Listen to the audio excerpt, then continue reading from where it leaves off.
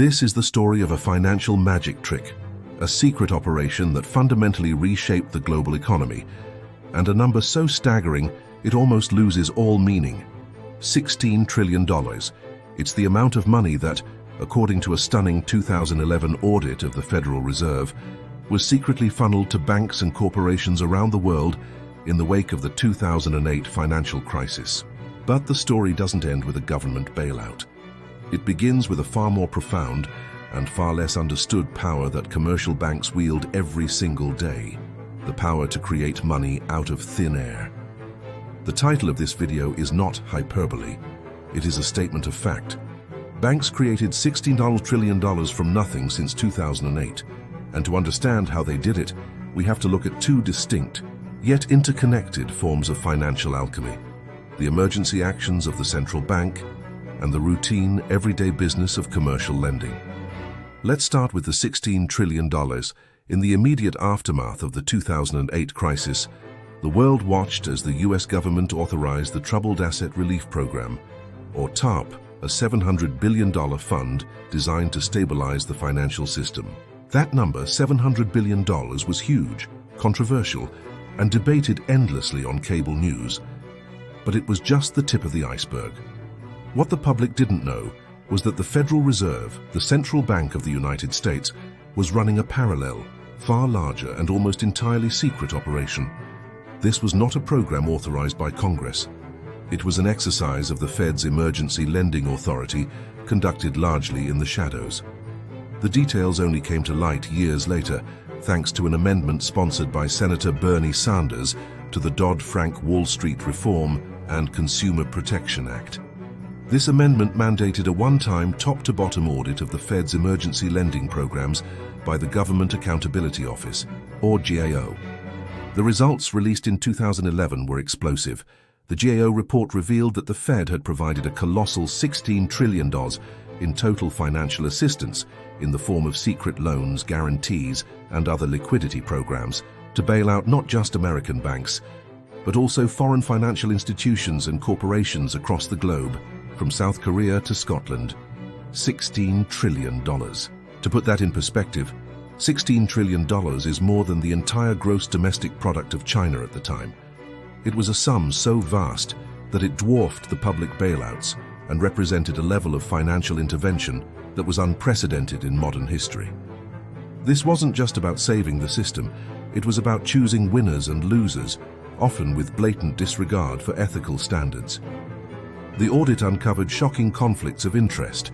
For instance, the CEO of JP Morgan Chase, Jamie Dimon, was serving on the New York Fed's board of directors while his bank received over $390 billion in financial assistance from the Fed. In another case, a New York Fed official was granted a waiver to keep his investments in AIG and General Electric, at the very moment those companies were receiving massive bailouts. As Senator Sanders put it at the time, this was a clear case of socialism for the rich and rugged, you're on your own individualism for everyone else. The Fed had essentially acted as a secret global lender of last resort, creating trillions of dollars in liquidity to prop up the very institutions whose reckless behavior had caused the crisis. But here is the critical distinction. The $16 trillion figure primarily represents the central bank's creation of high-powered money and reserves to stabilize the system.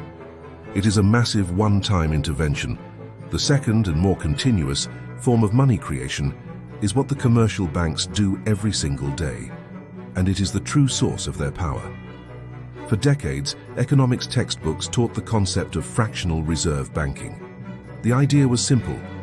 You deposit $100, the bank keeps a fraction as reserves and lends out the remaining $90. That $90 is deposited in another bank, which keeps $9 and lends out $81, and so on.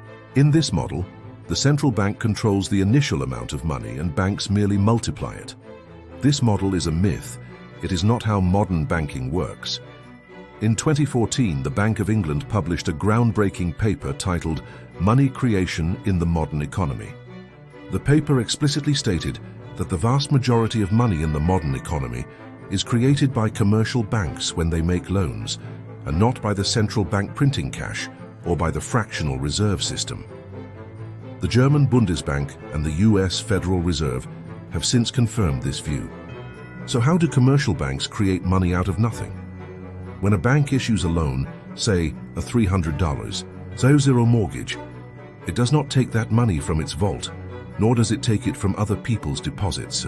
Instead, the bank simply types the number $300 into the borrower's account. This is a new deposit and a new liability for the bank, matched by a new asset on the bank's balance sheet, the loan itself. In that moment, $300 of new money in the form of a bank deposit has been created. It literally came into existence with a few keystrokes. This is the from nothing part of the title. Commercial banks do not need to wait for deposits to make loans. They create the deposits by making the loans. The central bank's role is not to control the quantity of money created by commercial banks, but to manage the price of money, the interest rate. When a commercial bank creates a loan, it may need to borrow reserves from the central bank or from other commercial banks to settle payments and meet regulatory requirements. The central bank influences the cost of these reserves, which in turn influences the interest rates banks charge on loans, and thus the overall demand for credit. The $16 trillion in emergency liquidity provided by the Fed after 2008 was crucial because it ensured that the commercial banks, which were on the brink of collapse, had enough reserves and confidence to continue their primary function, creating money through lending. Without that central bank intervention, the commercial banks would have stopped lending, leading to a massive, deflationary collapse of the money supply. The $16 trillion was the life support that allowed the commercial banks to keep the money creation engine running. The sheer scale of money creation since 2008, both by central banks through quantitative easing and by commercial banks through lending, has had profound long-term consequences. First, asset price inflation. Much of the newly created money did not flow into the real economy, the production of goods and services, but into financial assets like stocks, bonds, and real estate. This has driven up asset prices, disproportionately benefiting those who already own assets, leading to a massive increase in wealth inequality. The rich got richer, not because they worked harder, but because the value of their existing assets was inflated by the influx of new money. Second, moral hazard. The $16 trillion bailout sent a clear message. The largest financial institutions are too big to fail. This creates a moral hazard where banks are incentivized to take excessive risks, knowing that if their bets go wrong, the central bank will step in and create the necessary money to save them, effectively privatizing the profits and socializing the losses. Third, the debt trap. Since new money is primarily created as debt, the economy becomes increasingly reliant on ever-growing levels of debt. This is a system where the money supply is intrinsically linked to the willingness of people and businesses to take on more debt, making the entire economy fragile and susceptible to debt crises. The power of banks to create money is not a conspiracy theory. It is the fundamental operating mechanism of the modern financial system. The $16 trillion figure is merely the most dramatic, visible manifestation of this power in a moment of crisis. It shows the extent to which the financial system, when threatened, can command the creation of unimaginable sums of money to protect itself. Understanding this mechanism is the first step toward demanding a more stable, equitable, and transparent financial system. The banks created $16 trillion from nothing since 2008, and the question for the future is, who should control that power, and for whose benefit should it be used? The answer to that question will define the next decade of economic history. Word count check, 1,200 words. Need to expand significantly to reach 2,300, 2,600 words. I will expand the sections on the mechanics of money creation, the role of the central bank, and the long-term consequences. Expansion of Part 3, Modern Money Creation, and Part 4, the link to the Fed central banks. Let's delve deeper into the mechanics of this modern money creation, because it is the single most misunderstood concept in finance. When a commercial bank grants a loan, it is not acting as a mere intermediary. passing on savings from a depositor to a borrower. It is acting as a creator. Imagine a small business owner, Sarah, who needs a $50 loan to buy new equipment. When her bank, First National, approves the loan, two things happen simultaneously on the bank's balance sheet.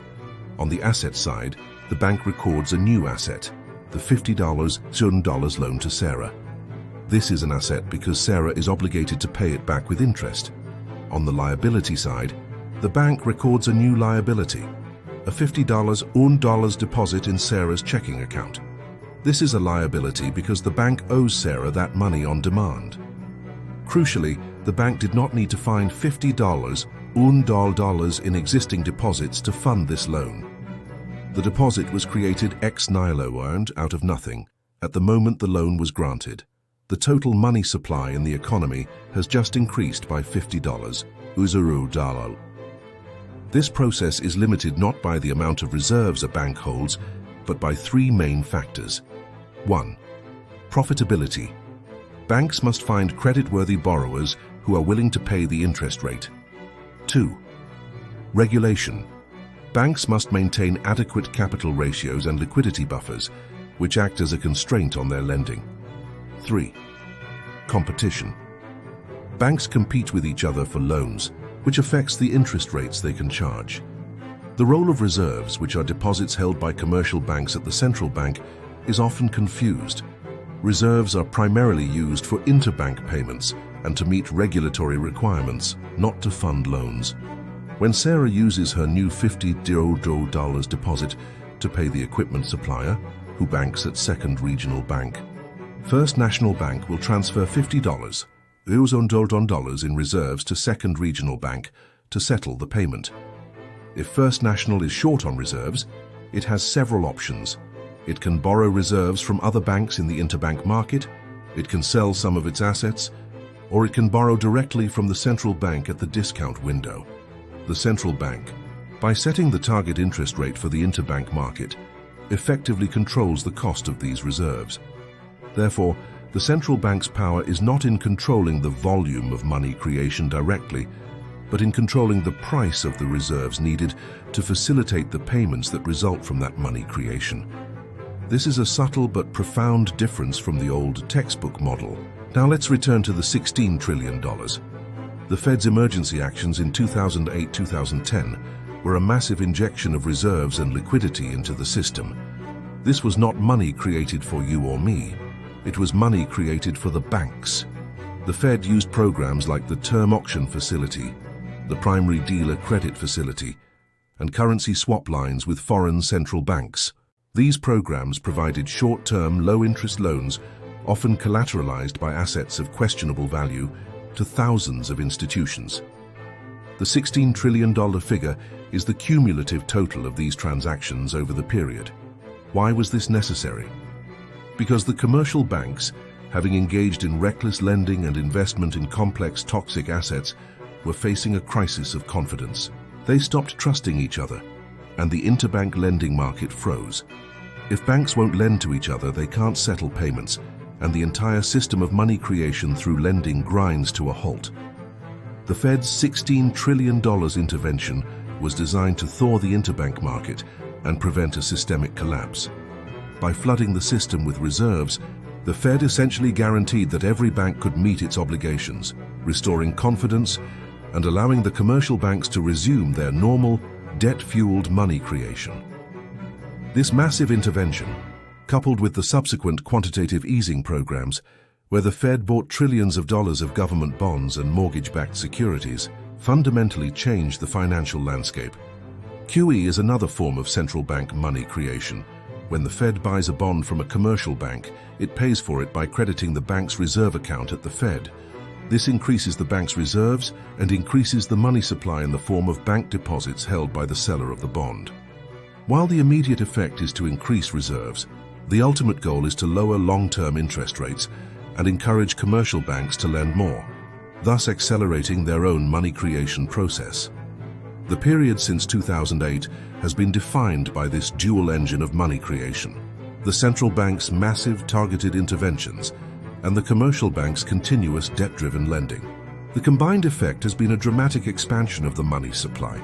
but one that has been deeply uneven in its distribution. The long-term consequences of this system are still unfolding. One of the most insidious effects is the erosion of democracy and accountability. When the financial system is so complex and so powerful that its collapse requires a secret, 16 trillion intervention by an unelected body like the Federal Reserve, it suggests that the real power lies outside the democratic process. The decisions made by a handful of central bankers and Wall Street executives have a far greater impact on the lives of ordinary citizens than most legislative acts. The lack of transparency surrounding the $16 trillion until the GAO audit only underscores this point. Another critical consequence is the cumulative distortion of economic signals. By keeping interest rates near zero for over a decade, the central bank effectively subsidized risk and discouraged saving. This has led to the misallocation of capital, funding zombie companies that would otherwise fail, and creating speculative bubbles in various asset classes. The price of money, the interest rate, is a crucial signal in a market economy, and when that signal is artificially suppressed, the entire economy becomes less efficient and more prone to instability. Furthermore, the system creates a perpetual transfer of wealth from labor to capital. When new money is created through debt and flows primarily into financial assets, the returns on capital consistently outpace the returns on labor. This structural bias ensures that the gap between the asset-rich and the wage-dependent continues to widen, making social mobility increasingly difficult. The $16 trillion was a direct transfer of risk and liability from the financial elite to the public balance sheet, further cementing this dynamic. The narrative that banks are simply neutral custodians of money is a comforting lie. The reality is that they are the primary creators of the money we use every day, and their actions are fundamentally intertwined with the massive emergency interventions of the central bank. The $16 trillion figure is a monument to the extraordinary power and systemic fragility of this arrangement. To truly grasp the economic reality of the post-2008 world, one must understand that the financial system is not a passive mechanism for exchanging value, but an active engine for creating it, and that power is concentrated in the hands of a few institutions that, when in trouble, can command the creation of 16 trillion from nothing. The question is no longer if banks create money from nothing, but why we allow them to do so with so little public oversight and for such uneven benefit. The legacy of the 2008 crisis and the $16 trillion secret bailout is a system that is more centralized, more unequal, and more dependent on the continuous financial alchemy of its most powerful players.